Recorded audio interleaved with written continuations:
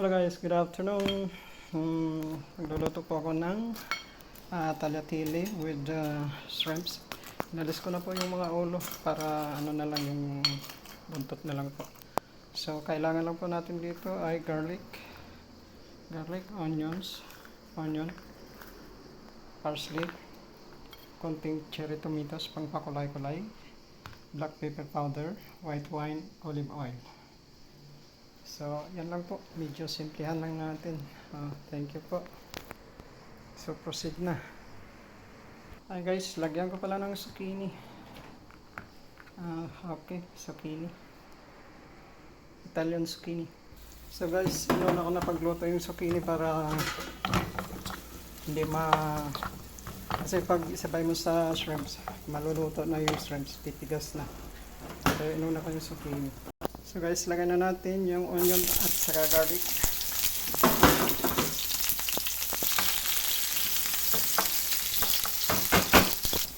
So guys, ilagay na natin yung shrimps.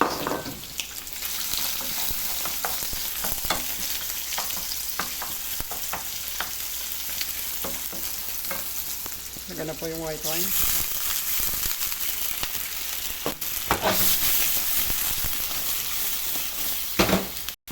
Lagyan na po yung tomatoes. Cherry tomatoes.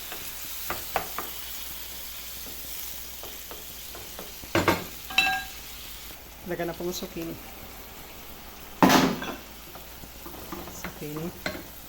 Lagyan ng konting black pepper. Salt.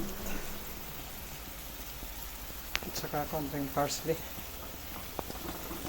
1 minute. Luto na po. Yung tagliatelle na lang ang lutuin natin. Ayan guys, ganda. Makulo na rin yung tubig. Lagyan natin ng konting asin. Ito na yung sauce. So guys, ilagay na yung tagliatelle. 7 minutes po. Lapit na, maluto. Lapit na. Guys, luto na ang tagliatelle.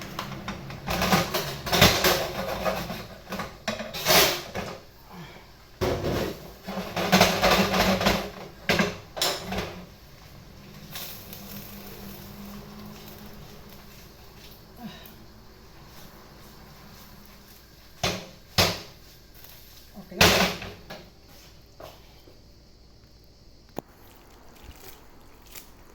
Ilagay na natin po dito.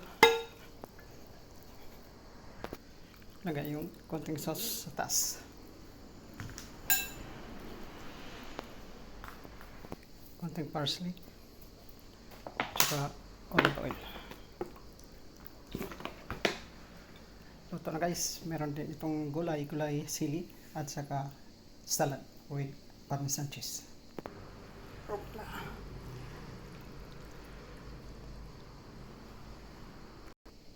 Pang topping sa taas. Sauce.